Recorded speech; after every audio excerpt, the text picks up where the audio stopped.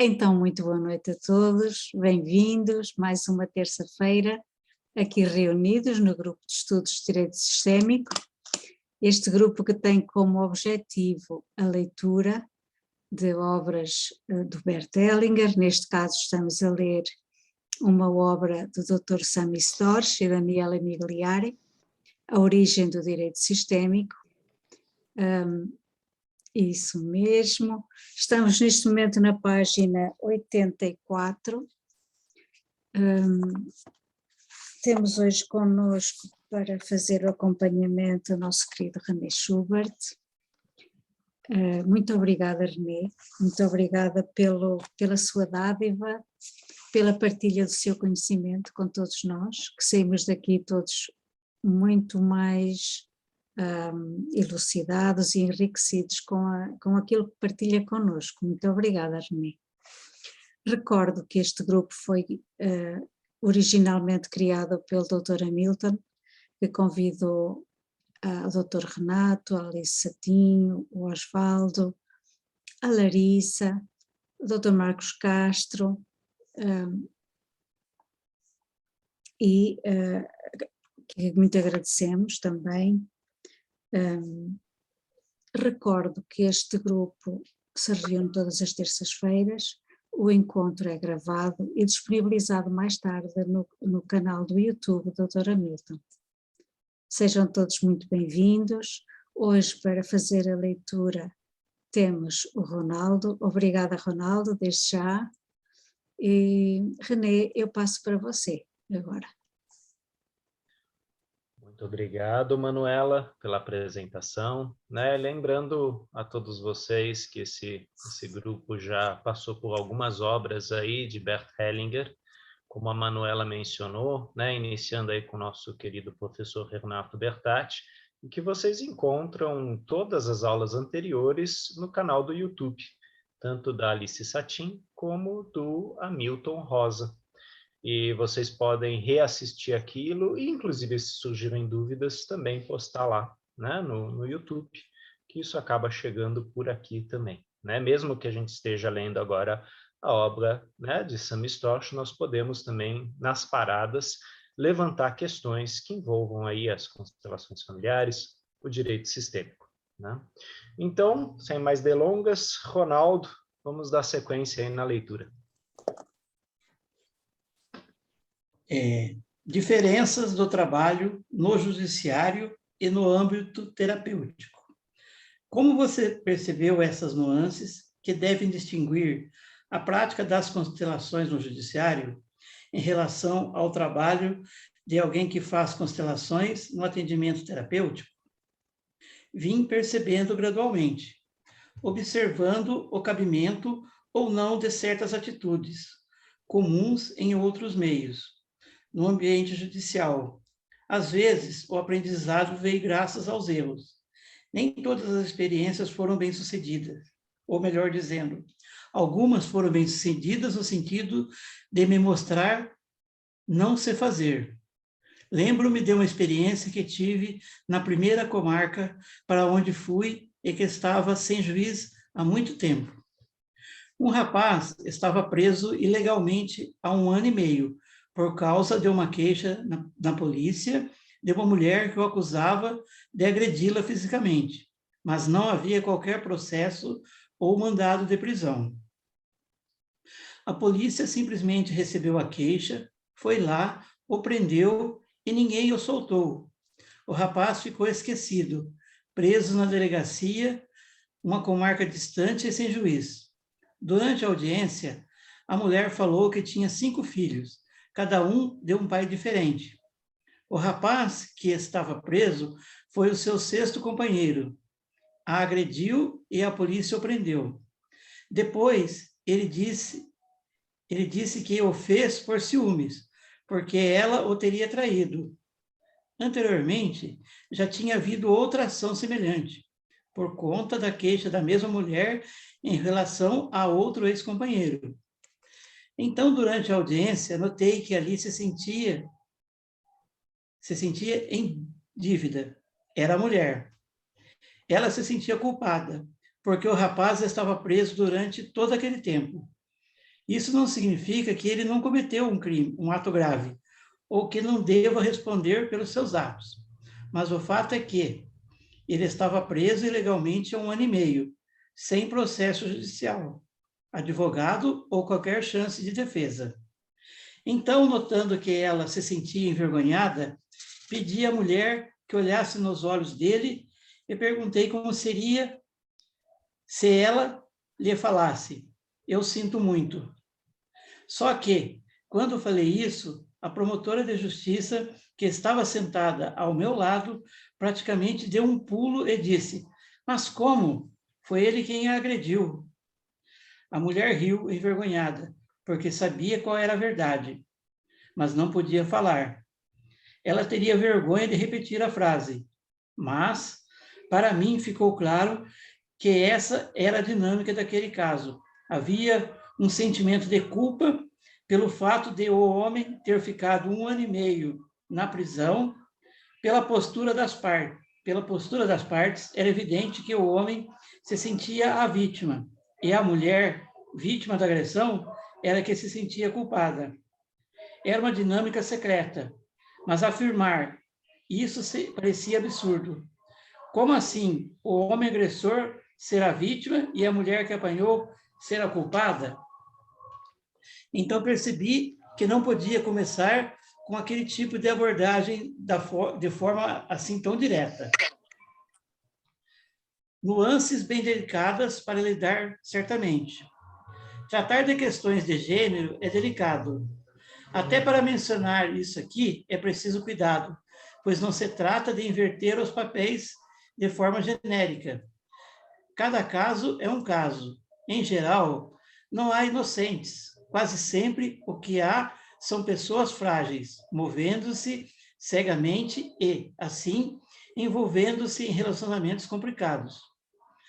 Também em outros tipos de relação, quando se trata de trazer à luz dinâmicas secretas, é preciso cuidado, porque pode abalar a aparente estabilidade de alguém que esteja se beneficiando disso. É claro que a verdade é libertadora, mas as pessoas tendem a acomodar-se e até tirar proveito dessas situações. Isso ocorre em questões diversas, desde adoções até assassinatos ou crimes sexuais. Não estou falando aqui da pessoa que comete o ato tipificado como crime, mas sim dos sujeitos ocultos. Por exemplo, a mãe pela qual, secretamente, os filhos se sacrificam. Eles fazem isso por amor. E se depender da iniciativa deles, continuarão fazendo, com a sensação de boa consciência. Um juiz pode constelar processos? Existem discussões em torno da questão de o juiz poder constelar um processo. Qual é a sua posição quanto a isso? Quando constelo um caso, pessoalmente percebo que ganho muito em capacidade de dar uma decisão adequada e pacificadora. Na maioria dos casos constelados, e mesmo naqueles cujas partes simplesmente participaram dos eventos em que outros casos foram constelados, torna-se desnecessário dar essa decisão, porque quase sempre as pessoas envolvidas conseguem enxergar por si mesmas qual o caminho deve seguir. Nesses episódios, temos um índice superior a 90% de conciliação. Além disso, o juiz não precisa instruir e julgar o processo, porque as pessoas chegam às suas próprias conclusões e se conduzem por si mesmas a um acordo, o que sempre é um resultado muito melhor, pois fortalece a autonomia das partes e sua capacidade de superar os próprios conflitos. Já a solução dada por um terceiro é uma solução que cabe quando as pessoas envolvidas no conflito falham em resolver seus próprios problemas. É um resultado que, de certa forma, as exime de assumir suas responsabilidades, chegando a infantizá-las. A situação se resolve porque o juiz decidiu assim. Mesmo com as constelações, existem algumas situações em que as pessoas demoram um pouco mais para chegar a essas conclusões, mas, via de regra, quase sempre chegam. Só um instantinho, Ronaldo. Esse ponto específico no final, eu gostaria de destacar, quando você tem um terceiro elemento, né, que decide, né, e isso é uma coisa que sempre é debatida novamente, muitas vezes esse terceiro elemento, ele tira, sim, o poder, né, das duas outras partes que impotentemente ou talvez infantilmente deixam que a decisão recaia sobre elas e tira, em parte, responsabilidade. Porque, na verdade, não fui eu, foi o juiz. Na verdade, não fui eu, foi ele que decidiu. E o Sami falou no começo do livro isso, né? É interessante que, na conciliação desse conflito, realmente as partes possam seguir em busca de uma reconciliação e de uma pacificação. Muitas vezes, quando a decisão vem de cima para baixo, ok, judicialmente está decidido, só que as partes continuam no litígio, né? Elas continuam, cada uma com a sua pequena parcelinha, insistindo que aquilo continue. Vão procurar um outro, até que aquela parte A fale, não, agora eu fui totalmente atendida, e prejudique o outro, e aí a gente entra naquilo que o Bert Hellinger falou do escalonamento da vingança, né? Ou seja, não se está fazendo justiça, sim a serviço de uma vingança, né? Quando o Bert fala, né, na vingança, né, vou pegar o Ronaldo como exemplo, né? O Ronaldo foi lá e falou que eu sou bobo, né? Aí eu fui lá e empurrei o Ronaldo, né? Aí o Ronaldo ficou bravo e pegou a cadeira que ele tem no escritório dele aí e jogou na minha cabeça.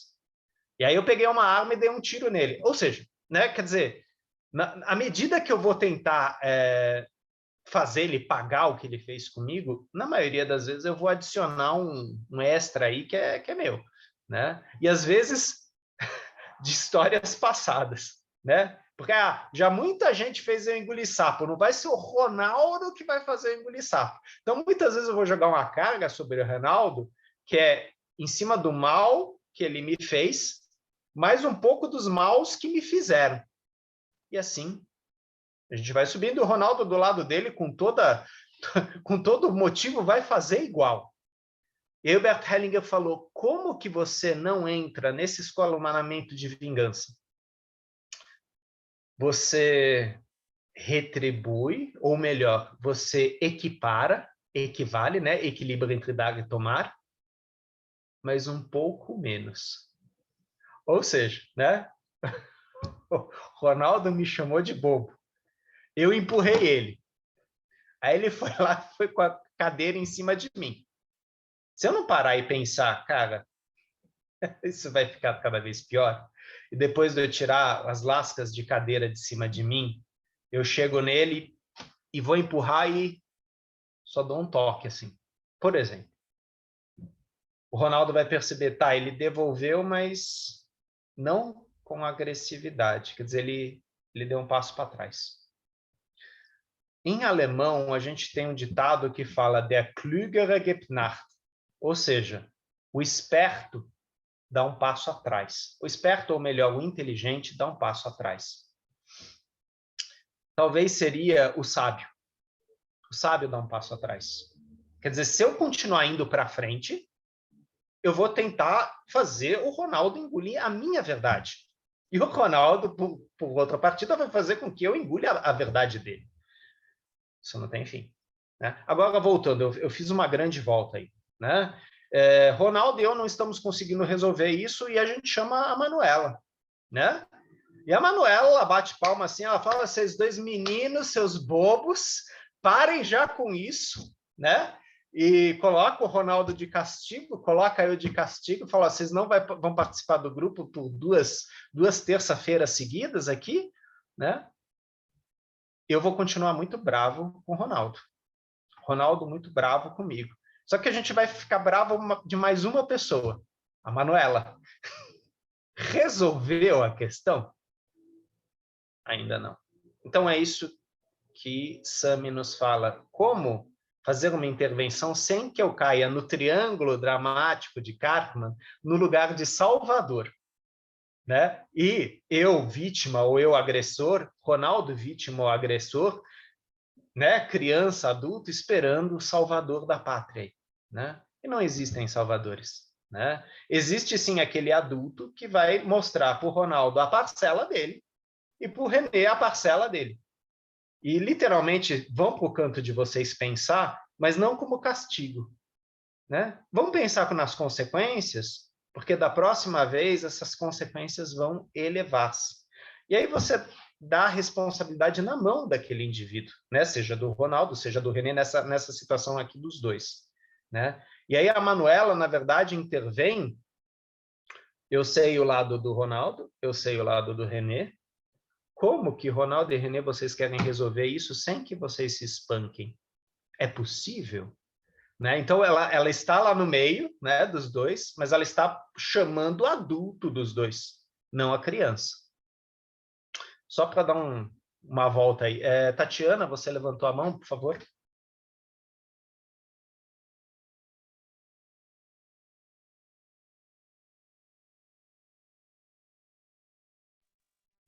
Boa noite a todos. Desculpa aí se eu levantei a mão, é meu primeiro dia aqui no grupo, eu nem sei se é possível, né, levantar a mão no meio da... Pode levantar a mão, sim. É que eu achei muito interessante o que você trouxe com relação a esse trecho do livro, né, de que as pessoas, além de não se responsabilizarem pela solução, porque ela está sendo dada por um terceiro, o que não ajuda em nada, mas achei muito legal o que você falou sobre a justiça virar um instrumento de vingança. Aí você falou do equilíbrio do dar e receber, que é uma parte do livro do Bert, né?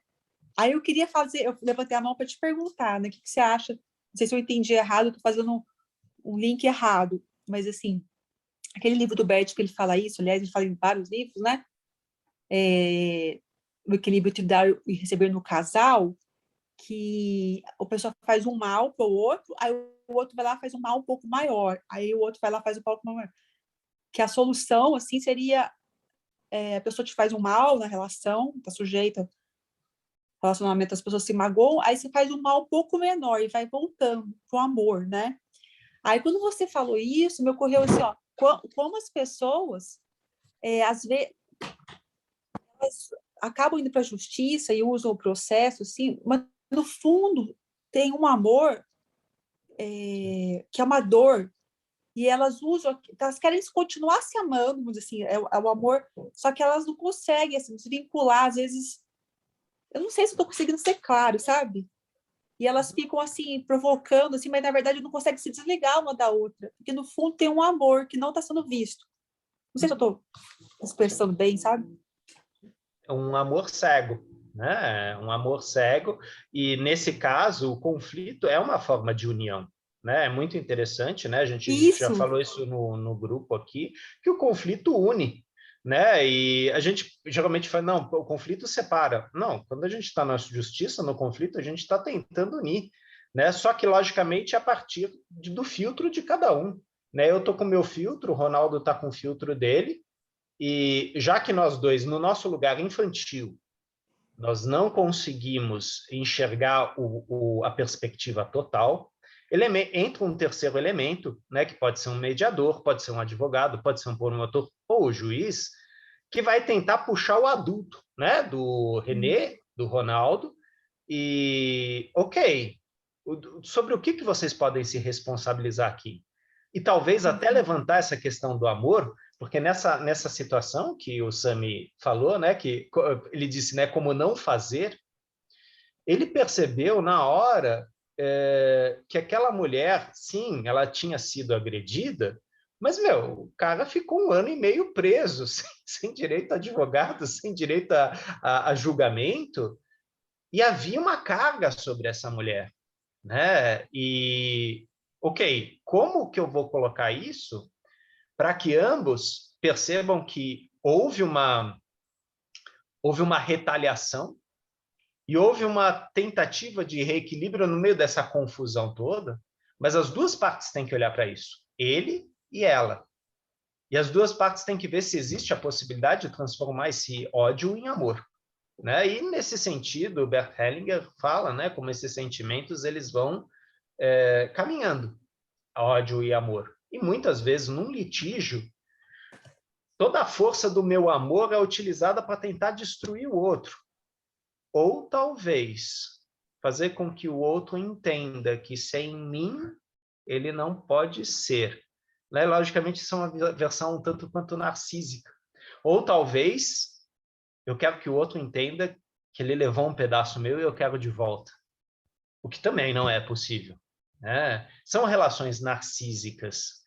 E nesse sentido, todo conflito ele tem uma questão terapêutica. Em que sentido? Porque eu estou falando de um pedaço meu que está no conflito. Uma parte minha que foi vilipendiada, foi enganada, foi traída, foi roubada. Né? Que não foi vista, né? Não foi vista. A pessoa sente que ela não foi vista e ela fica brigando para ser vista. Só que aí existe aquela questão, né? Quando eu tenho um trauma, e agora eu vou falar o trauma como uma ferida, né? Não como um evento traumático. Quando eu tenho uma ferida, então, digamos, a Helena Júlia, né? Ela, né? Nós éramos grandes amigos e ela parou de conversar comigo, né? E aí eu me senti deixado de lado pela Helena Júlia. Nunca mais conversou comigo, nunca mais me ligou. E eu vou conversando com os meus amigos, com a Manuela, com o Eurico, eu vou falando, a Helena Júlia fez um grande mal para mim. É a minha versão. Né? Eu não sei o que aconteceu do lado da Helena Júlia. Só que não é só isso.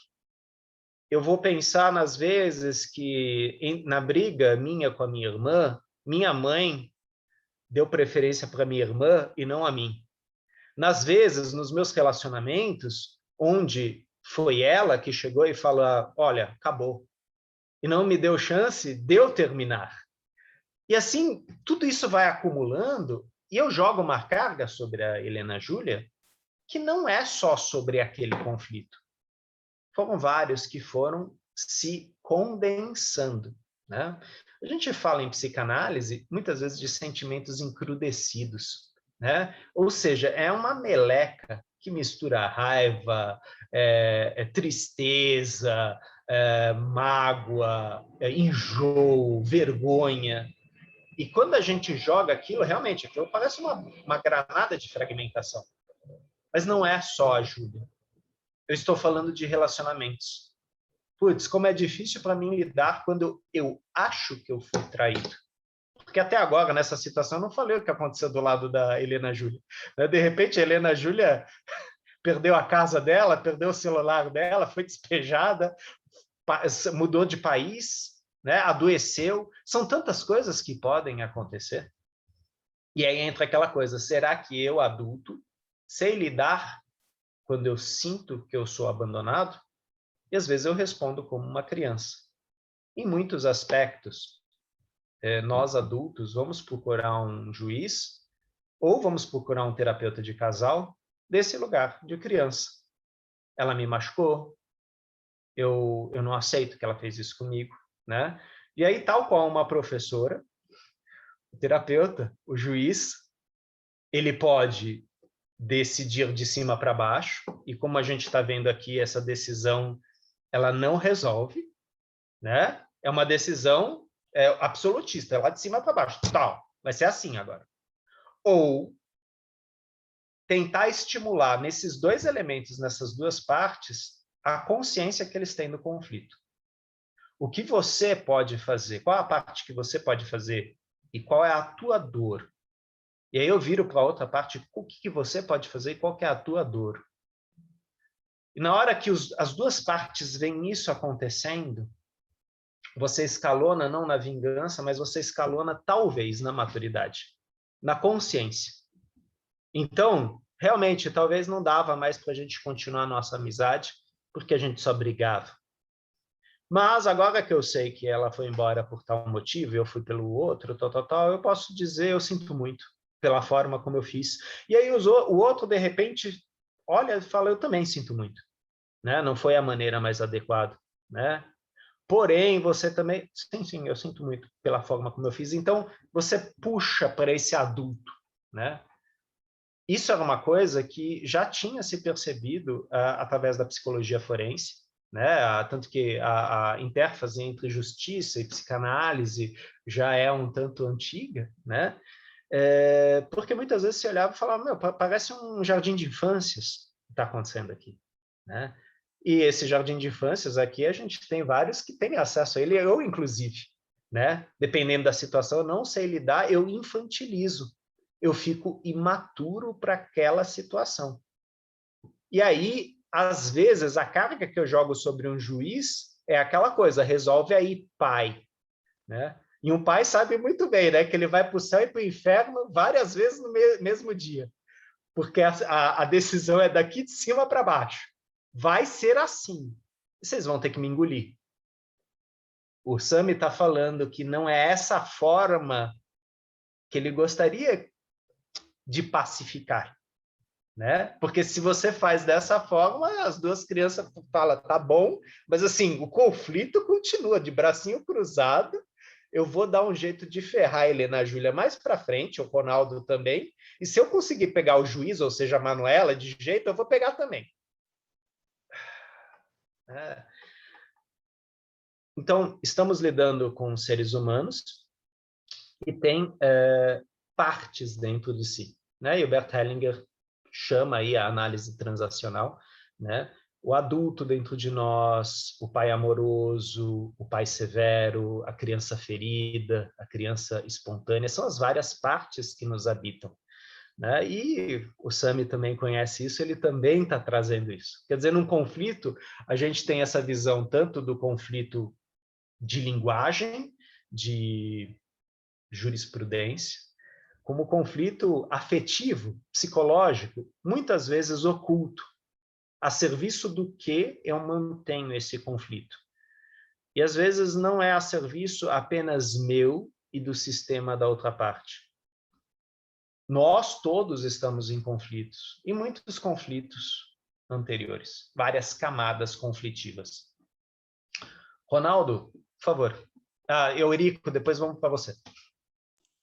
Não, é que eu estou tentando lembrar onde foi que eu li que nessas relações assim não existe ódio, e sim um amor doente, né? Por isso que as pessoas sofrem muito e não conseguem se estabelecer um caminho mais fácil para resolver, porque elas estão sentindo né, que estão equivocadas com relação ao amor. Então, eu estava tentando lembrar, mas eu não consegui lembrar onde foi que eu li. É uma forma de se ver, sim, Ronaldo, até porque isso é uma coisa que até eu estava conversando hoje com a nossa colega Valéria. Quando a gente fala de amor, né? De que amor a gente está falando? Né? A gente está falando do amor materno, o amor fraterno, o amor de casal, o amor de colegas, o amor cego de uma criança, né? Quer dizer, para um terapeuta, a palavra amor ela assume muitas perspectivas, muitas nuances. E sim, existe o amor doentio. O amor cego é uma forma doentia, principalmente quando ele leva a sintomas como depressão, suicídio, adoecimentos psicossomáticos severos, né? Então, não é a intenção, mas ele é cego e ele adoece. E aí o Bert Hellinger tem aquele DVD maravilhoso onde ele fala o amor que adoece e o amor que leva à cura, né? Então, existem amores que adoecem, né? E aí a gente quebra um pouco uma visão romântica do amor, né? Que também é uma forma de amor. Eurico, por favor. Só para ilustrar um pouquinho, né? Quando a gente utiliza esses meios adequados, esses meios de solução de conflito, mediação, conciliação, uma constelação familiar, a gente empodera as partes desse conflito, né? A gente dá esse poder de decisão para eles resolverem essa dor, esse trauma que foi de diversas formas, pode ser uma separação, uma agressão, uma violência. Então, quando a gente consegue fazer isso, a gente deixa de terceirizar para um juiz, né? Eu sempre falo, sou mediador e conciliador também, né? Na mediação e conciliação, eu sempre começo minha fala para as pessoas explicando o que se pretende naquele momento lá, numa mediação e conciliação. Ou seja, devolver para as pessoas a decisão para eles, o poder de que eles possam resolver e encerrar aquele conflito. Senão, eu até brinco com as partes, né? Porque numa mediação e conciliação, eu não vou nem vestido de advogado, eu vou de camiseta, calça jeans, vou igual as pessoas, né? Para ficar igual a elas. E eu falo, olha, você prefere terceirizar a decisão para um juiz, né? Às vezes as pessoas estão disputando uma questão de uma pensão alimentícia, a questão de uma separação. Então, eu falo, você prefere terceirizar para uma pessoa que não conhece praticamente nada de você, que vai ler a inicial de uma parte, que vai ler a contestação da outra e deixar que ele vá decidir. Então, vocês têm esse momento, uma possibilidade de você tomar para você a direção da sua vida. E a gente percebe, Renê, que quando o juiz profere uma sentença, uma decisão, a outra parte que perdeu, ele sempre vai ficar com aquela dor carregando com ele. Sempre vai. Dificilmente a gente percebe que uma pessoa fala, não, essa decisão foi justa. Normalmente não. Aquele conflito, aquela dor, aquele trauma vai continuar participando da vida daquelas pessoas, talvez infinitamente. Então, quando a gente utiliza, por exemplo, né, do que a gente fala aqui, de uma constelação familiar, você possibilita que esse amor, né, seja resolvido. E as pessoas trazem para esses conflitos uma fidelidade muito grande a esse amor, né? Ou seja, eu continuo ferindo porque o outro me deixou, porque ele construiu outro relacionamento, outra mulher, então eu vou continuar nessa forma que é uma maneira de eu ferir ele. Mas só que eu também fico preso nisso quando eu penso assim. Então é excelente quando a gente pode utilizar um outro meio, né? A constelação a gente não consegue utilizar aqui na comarca onde eu trabalho, mas utiliza muito a mediação e conciliação. Ou seja, uma forma de você devolver para as pessoas esse poder para resolver. É para compartilhar isso só. Na verdade, antes de eu passar a palavra para a Helena, Eurico, você usa as constelações, né? Porque você leva as ordens do amor para a tua postura, né? E você, na verdade, adapta, assim, né? A mediação, a comunicação não violenta, a PNL, quer dizer, Perfeitamente. quantas ferramentas a gente não atualiza lá, né? De forma disfarçada, mas sim. Sim.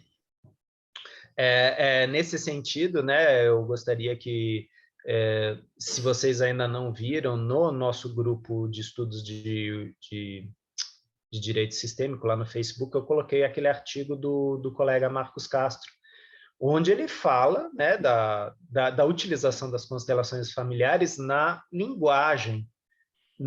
Ele não atua com a constelação familiar, pelo menos não na forma de representação ou de grupos, mas ele leva este cliente, assim como o Berto fazia com a gente, de um nível de consciência a um outro nível de consciência, uma abertura, se for possível.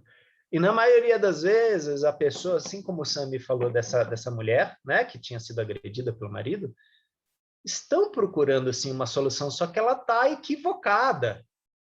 E às vezes esse terceiro elemento, esse juiz, esse advogado, esse operador do direito, ele vai falar uma frase ou vai trazer uma imagem, uma metáfora.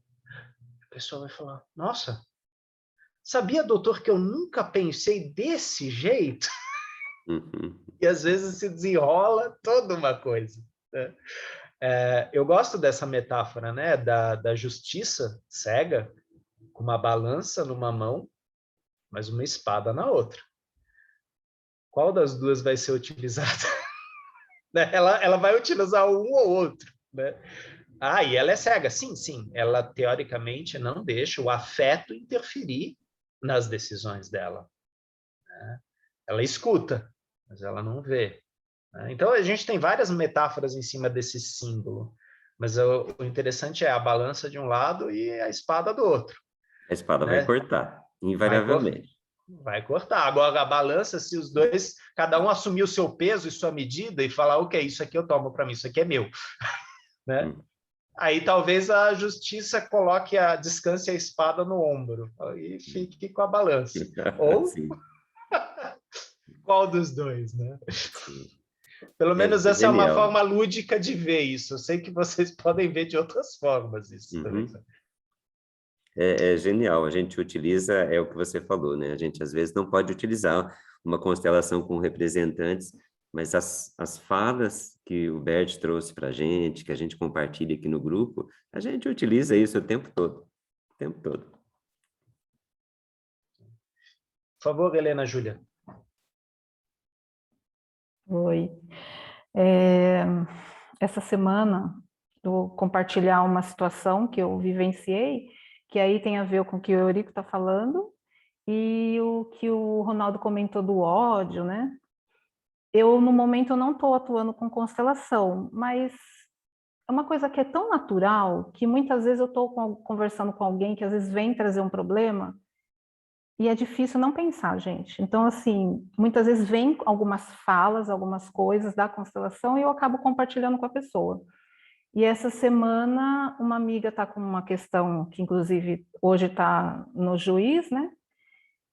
E de novo, né? Ela veio conversar comigo, aí eu fui conversando algumas coisas. E conforme a gente foi conversando sobre a situação, sobre o assunto, apareceu uma raiva que antes não aparecia, né? E aí eu fui comentando algumas coisas e, de repente, apareceu esse amor, né? Essa fidelidade, que no caso é com a mãe dela, que a mãe dela nem é viva mais, né? E é tão legal que ela percebeu, né? Ela não tem conhecimento de constelação, até ela sabe que eu conheço isso, mas ela não tem noção. Mas é a segunda vez já que eu faço uma intervenção com ela. Uma vez foi no ano passado, e o que ela me trouxe depois de retorno é que, assim, fazia muito sentido. E agora, nessa última, a própria fisionomia dela, né? Na hora que eu fui falando algumas frases para ela, você via que caiu a ficha. Então, por trás de uma coisa que a princípio nem a raiva aparecia, apareceu a raiva e apareceu esse amor cego, essa fidelidade com a mãe, né? Então, eu achei bem legal isso. Então, sempre, assim, é o que até o Bert traz, né? O Renato também já falou alguma coisa daqueles sentimentos, né? O primário, o secundário, né? Então, sempre tem. O ódio, a raiva, está direcionado para um outro sentimento, né? Então, era isso que eu queria compartilhar. Sim, sentimentos primários, secundários, adotados, né, que são o que a gente fala das lealdades invisíveis, e também os metasentimentos, né, aqueles que às vezes são desejados ou ideais e possíveis também, mas muitas vezes trabalhados, muitas vezes em coaching, consultoria, terapia, né, e você falando me fez lembrar de uma coisa que eu vi no TikTok, né.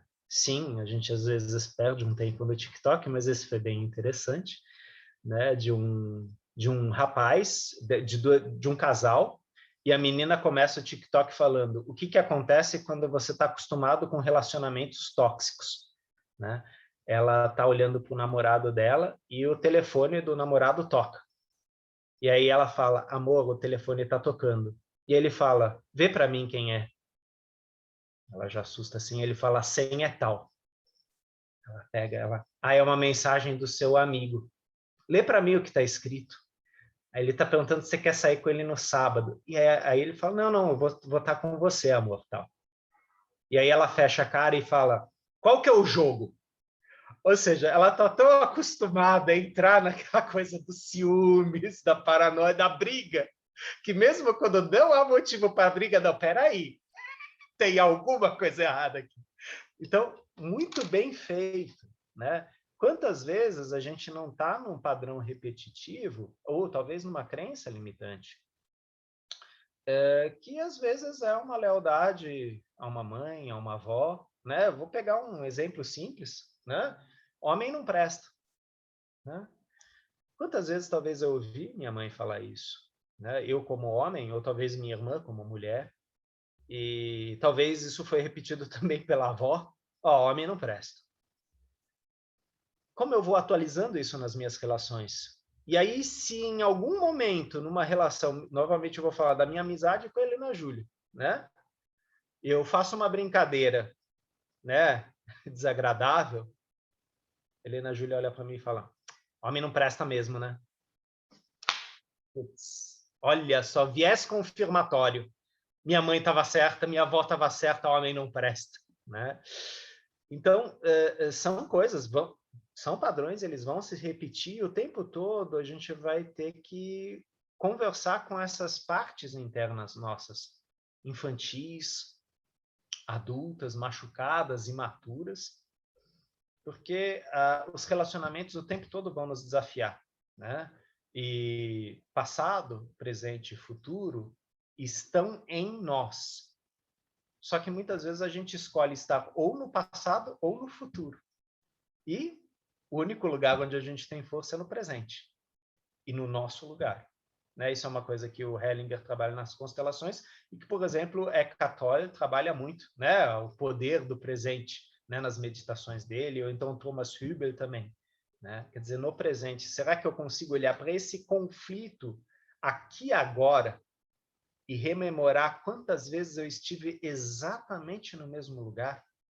Ou talvez, quantos dos meus estiveram exatamente no mesmo lugar? E quando a gente faz esse esforço, quando a gente puxa, vem.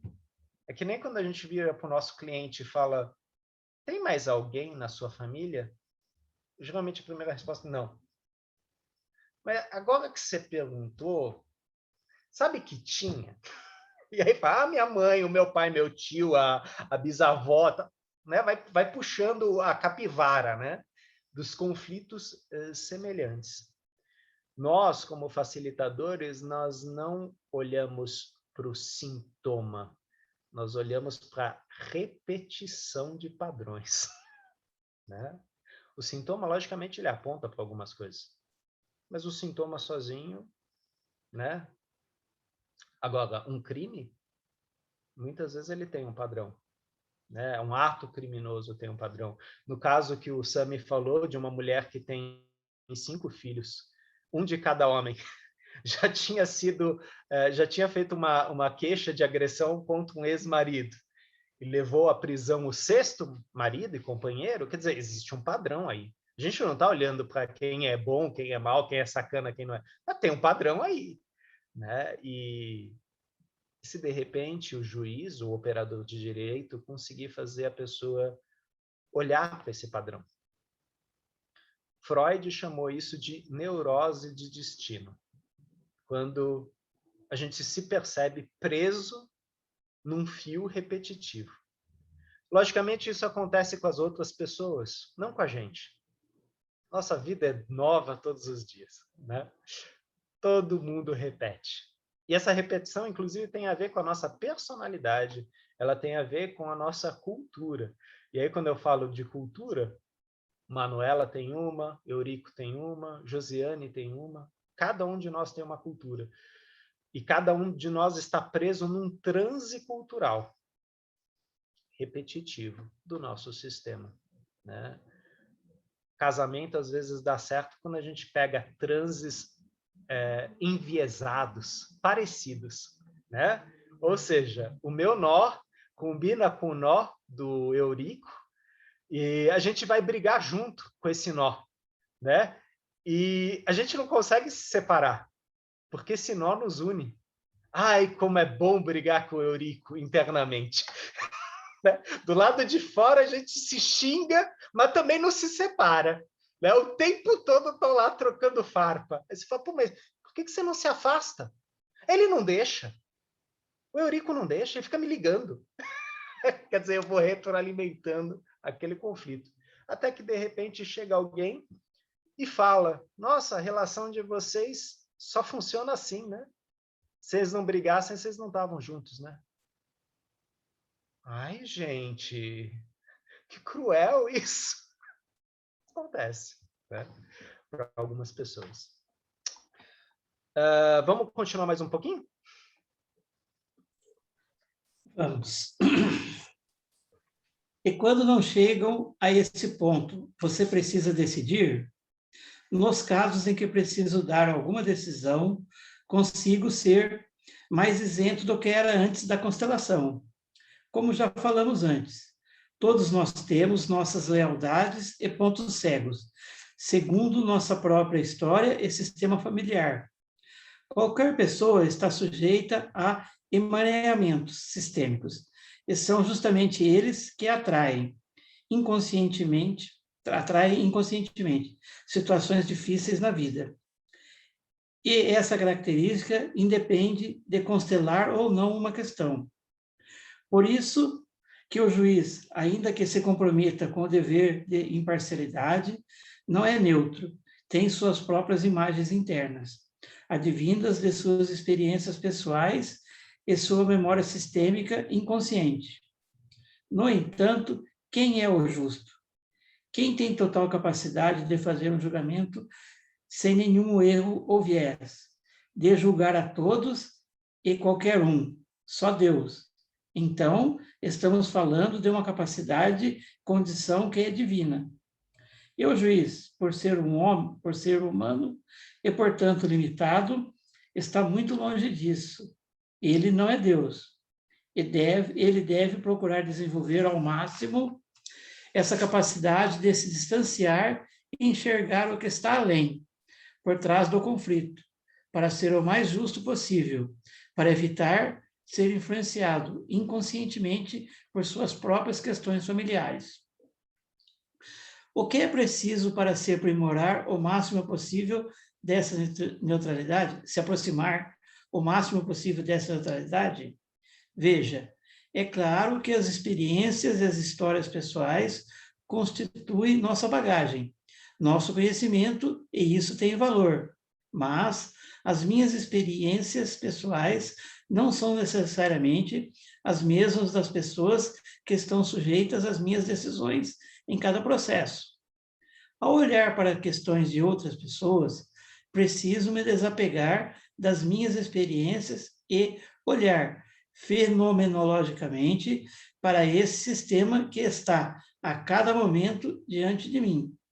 Exemplifico.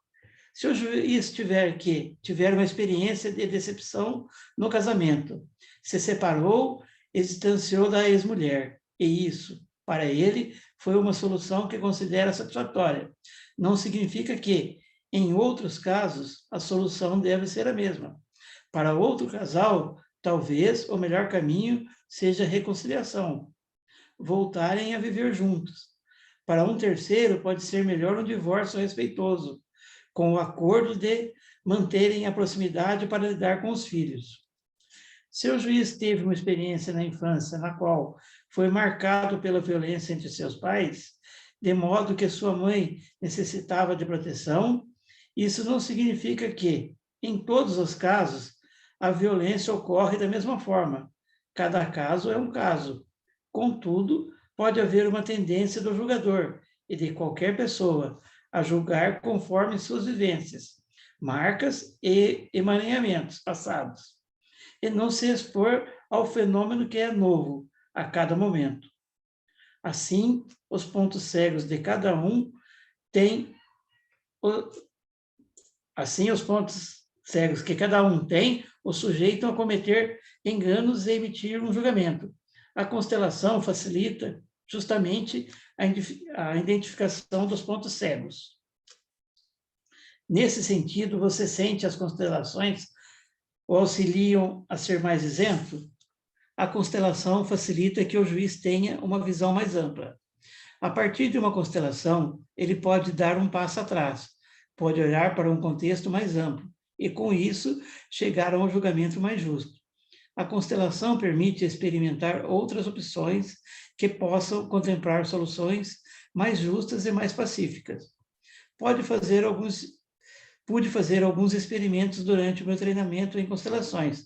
Constelava uma questão sobre a qual já tinha a minha própria opinião e que me parecia ser a mais adequada para dar uma determinada decisão. Então, durante esses movimentos, que experimentei, às vezes ficava claro que aquela opinião não levaria à decisão mais justa, capaz de promover maior equilíbrio para os envolvidos. Olhando o movimento no campo, percebia quando o clima pesava. De repente, ao experimentar aplicar na constelação aquilo que julgava correto, via que todos os envolvidos se sentiam mal. A própria vítima se sentia mal. E pude perceber que aquela decisão não era a de um juiz isento, mas de um juiz que, sem perceber, estava se colocando no papel da mãe ou do pai de alguma das partes, que gostaria de pegar o réu ou a vítima no colo. E a um juiz isento não cabe sentir pena das partes, nem tratar uma delas como coitadinha. Obrigado, Ronaldo. Nesse ponto, não sei quais de vocês já leram essa frase de Bert Hellinger, né, que o perdão é de Deus, né? Não cabe a um virar para o outro, eu virar para a Helena e falar eu te perdoo, né? É algo superior aí, né? Mas eu e a Helena Júnior já podemos olhar para o conflito e encontrar caminhos possíveis para este conflito. E muitas vezes o sinto muito, ele toca mais do que eu te perdoo, né? Porque aí às vezes a gente muda posições, a gente fala de lugares, de hierarquia que pesam na relação. Então, o julgar aí colocado, ele é de Deus, porque só Deus consegue ser totalmente neutro nesse sentido, né? Porque todo juiz, assim como todo terapeuta, tem uma história pessoal, né? Como que a gente lida com isso? Supervisão, né? E, logicamente, trabalhando o máximo possível a nossa neutralidade. Nossa neutralidade, ela entra em xeque quando o nosso afeto vaza, né? Então, por exemplo, eu consigo lidar com pacientes aqui no consultório que estão enfrentando a Covid dentro da sua família, cuidando de seus parentes, às vezes eles próprios com a Covid. Eu consigo manter uma certa neutralidade. Agora, se a Covid me afetar muito proximamente, talvez no momento em que acontecer, eu não vou ter a escuta adequada. Aquilo vai vazar em mim. Eu preciso me afastar um pouco, tratar disso, olhar para isso da minha perspectiva e talvez trazer essa experiência de volta para o consultório. Passei por ela e a forma como eu lidei foi essa. Não que essa seja melhor, mas passei dessa forma. Agora, se eu responder daquele lugar, do lugar do conflito, eu vou estar emitindo uma opinião, né? E não é isso que a gente faz. A gente tenta levar o nosso cliente a uma responsabilidade, né? A uma autorresponsabilização sobre o seu conflito. Então, muitas vezes, Bert Hellinger apontava, ele falava, a constelação ela mostra o óbvio, o que muitas vezes a pessoa sabe. Ela olha assim e fala, mas isso eu sei. A constelação está mostrando o que você sabe. E aí? O que você vai fazer? Aí que pega. O que você vai fazer com o que você sabe? Né? Porque até então você não fez nada. Você sabia, e talvez você sabia, inclusive, a tua responsabilidade que você não assumiu. Né? Aí, de repente, vai se descortinando dinâmicas que você também sabia, mas esquecia que sabia. Né? Essa auto-mentira, a gente pode chamar de autossabotagem, sombra. Né? Logicamente que é muito melhor eu projetar sobre a Manuela do que admitir. É mais fácil. E às vezes olhar na Manuela, às vezes isso até me ajuda. Né? Eu consigo enxergar e falar, nossa, que feio. Né? Vou tentar não fazer. Só que, como o Carl Gustav Jung nos dizia, né, aquilo que nos irrita nos outros geralmente aponta para algo nosso, projetado sobre os outros, né? Então, um juiz não é isento, um terapeuta não é isento, um padre não é isento. Mas um juiz, um padre, um terapeuta podem treinar, podem se supervisionar, podem se terapeutizar para que essa escuta fique o mais neutra possível. E quando ela não é neutra, informar isso para o seu cliente. Eu não posso trabalhar com você, né? Então, de repente, o Eurico chega para mim e fala: Renê, acabei de perder, né? Só um exemplo, tá, Eurico? Acabei de perder meu pai para a Covid. Você pode trabalhar comigo? Eu falo para ele, eu falo, cara, vamos marcar uma cerveja porque eu acabei de perder meu pai para a Covid. Nesse momento eu não consigo te escutar. Eu estou fazendo o meu luto e eu não vou conseguir acompanhar o seu luto. Não agora. Talvez se fosse em outro momento eu poderia, né? Porque eu não estou falando que o terapeuta ferido é quebrado. É que ele precisa passar pelo ferimento, ele precisa processar esse ferimento para que esse ferimento se torne um mestre. Agora, enquanto ele está ferido, ele está cego, surdo e mudo. Ele vai trabalhar. Aí eu vou procurar a Manuela para supervisionar isso, se eu posso trabalhar talvez um dia com o Eurico isso. Josiana, você está com a mão levantada ou você está fazendo um tchauzinho para mim? Não, eu estou com a mão levantada, mas eu não sei se ainda dá, porque é 5h28, termina 5h30, né? Manda. Veja só, esse negócio que te incomoda no outro o problema é seu. Eu adoro esse negócio de procurar como dizer, para pegar o fio da moeda para descobrir alguma coisa. Mas vamos dar um exemplo para você. Digamos que você é um cara organizado. Toda vez que você vai viajar, um mês antes tu te organiza, compra tuas passagens, reserva dos hotéis, faz tudo, né? Aí, de repente, tu resolve casar com alguém, ou ter um amigo que tu gosta muito de estar com ele, ou viajar com ele não quer decidir nada um mês antes. Ele, 2, 3 dias antes da viagem, ele vai lá, eu vou comprar passagem agora e vou reservar o hotel, não sei o quê. Bom, esse amigo, marido, sei lá quem quer que seja, tu olha para ele, se irrita, porque tu diz, não, isso está me irritando, porque isso aí me tira do meu eixo. Ok. Nesse caso, a pessoa que está irritada, porque o outro faz tudo em cima da hora, realmente é nela. O que é nela que está errado, então? Porque ela a vida inteira se organizou antes, o outro não se organiza, ela se irrita. Onde é que está o fio da meada que eu não estou conseguindo puxar? Entendeu a pergunta? Entendi perfeitamente, Tá. perfeitamente. Tu deu a resposta, né? A pessoa deu. Tu falou, a pessoa me tira do eixo. Ah, sim, completamente. Quem disse que esse era teu eixo? Peraí. Quer dizer que, então, eu gosto de coisa de cima de hora, é isso? Eu não gosto de planejar antes? Não necessariamente, mas talvez você possa colocar uma pimentinha de desorganização na sua pizza. Ah, o equilíbrio o equilíbrio é o segredo? Talvez. Já pensei nisso, mas não, a ansiedade de deixar para a última hora aquele negócio, se não tiver hotel, daí tu perde a viagem porque tu não te organizou, quer dizer, eu não acho que eu quero ser de última hora, por isso que esse negócio de dizer que é o que outro faz te incomoda, o problema é teu, eu estou querendo, nesse exemplo, achar meu problema, mas não consegui ainda achar o problema, Talvez não seja um problema, talvez seja uma coisa que você até gostaria de trabalhar um pouco, mas nem tanto, né?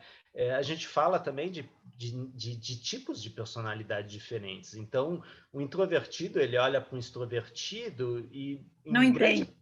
Em grande parte, o extrovertido irrita muito, mas ele gostaria de ter certas características do extrovertido. E o extrovertido olha para o introvertido e fala, nossa, que zoado, mas tem certas coisas que eu gostaria de ter deste também. Então, aqui a gente não está falando apenas da irritação, a gente está falando também como o outro, às vezes, nos ensina a flexibilizar o nosso padrão de personalidade. Quer dizer, o outro pode ser um mestre, um professor, né? Ou seja, você fez uma viagem comigo bem nessa situação, né? Compramos tudo, eu comprei tudo na última hora, tal. Você pode se irritar ou você pode se questionar o que eu estou aprendendo com esse porra louca. E, de repente, você vai falar, olha, eu nunca mais viajo com ele. Ou, nossa, até que deu certo. Então, às vezes, dá certo organizar um mês antes. Outras vezes, dá certo organizar em cima da hora. Eu tive uma vez uma viagem que eu organizei anos antes. Cara, tudo que podia dar errado, deu errado nessa viagem. Tudo. Não, daí um ano antes vamos conversar, né? Daí também é bastante. Mas assim, ó, você vai viajar na quinta-feira, na terça de noite, tu tá vendo hotel, vamos conversar, não? Mas é o que você falou, é uma questão de aprender a dançar a música do outro um pouco. Você vê como é que vai a outra dança, né? Mais ou menos. O Juan Garriga, ele usa essa metáfora, né? O relacionamento é bailar. É um tango, né? No tango, você fala, não, é o homem que conduz. Não, olhe atentamente. Não, é a mulher que conduz. Não. Eles têm uma sintonia, porque assim, se o cara tiver um pouquinho pulada na hora que ela joga aquele salto para cima, ela faz um omelete. Então, assim, tem que ser uma sintonia fantástica entre aqueles dois, né? E assim, eu tentei um tempinho assim, cara, não, eu teria que tentar bem mais, né? Mas assim, a tua metáfora é essa, o outro tem um ritmo pop rock, você tem um ritmo pagode. Dá para dançar? Dá. Mas assim, os dois têm que estar dispostos a dançar. Uhum.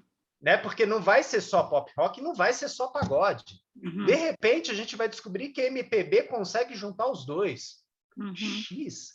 Eurico, você estava levantando a mão, manda.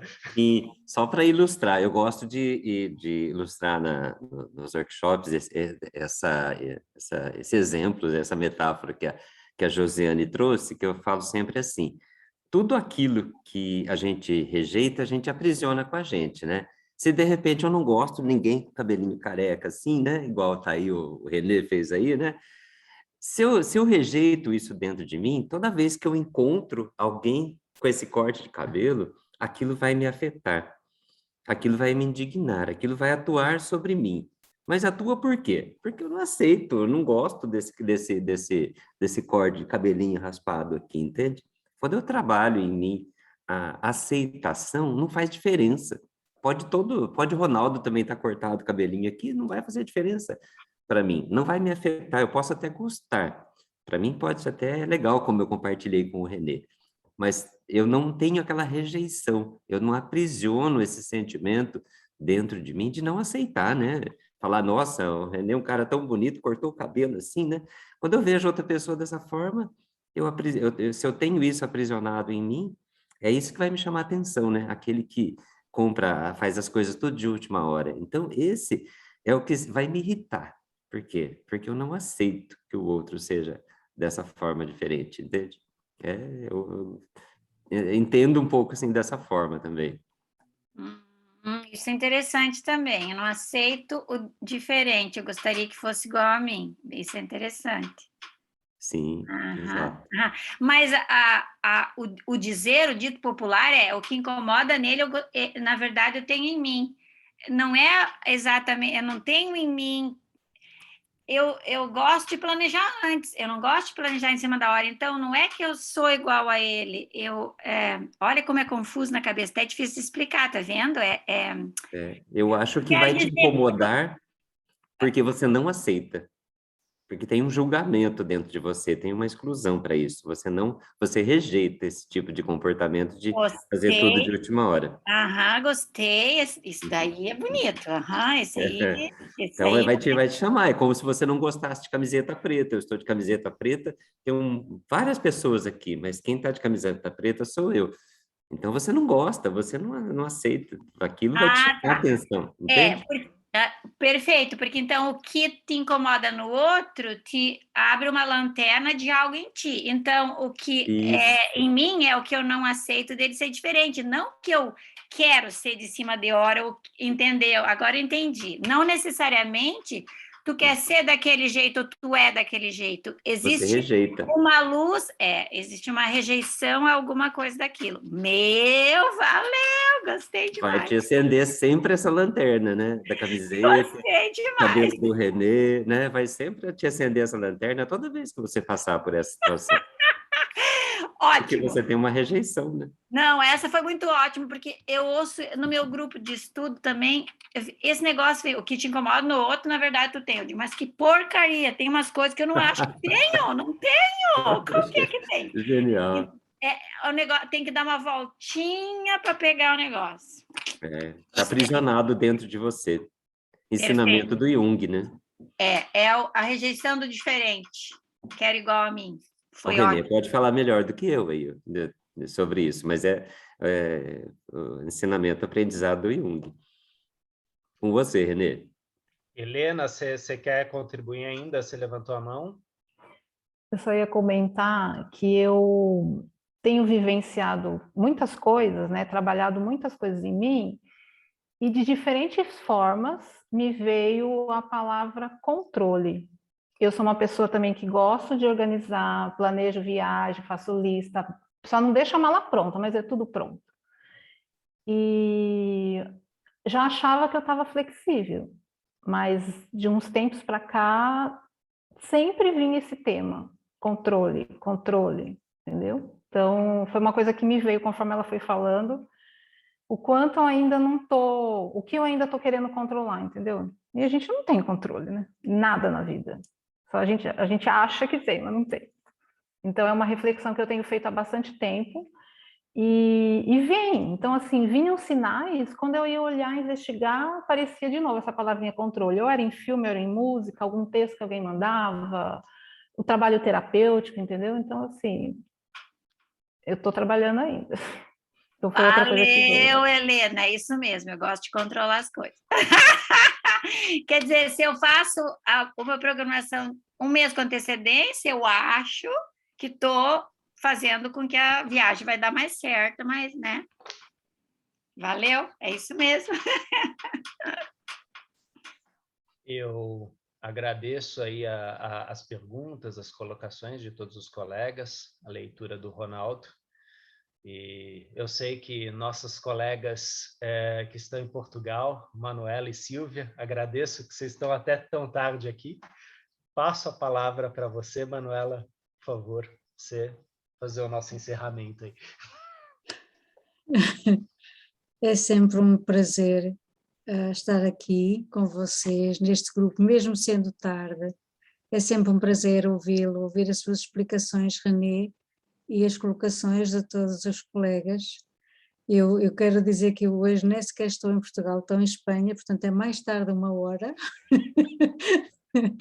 mas é com muito prazer, com muito carinho que eu estou aqui, porque de todos os encontros há sempre algo que acrescenta, há sempre algo que me vai acrescentar àquilo que já existe, e é um enriquecimento, por isso acredito que também aconteça com todos os colegas. Muito obrigada a todos, muito obrigada pelas colocações, muito obrigada, Renê, por aquilo que nos trouxe hoje, que nos acrescentou, e também obrigada ao Ronaldo, já tinha agradecido, mas obrigada a todos, uma boa noite e até para a semana. Tudo de bom para vocês, bem-ajam. Boa noite. Boa noite. Boa noite. Boa noite, Beijo, gente. pessoal. Até a próxima. Boa noite. Até a próxima.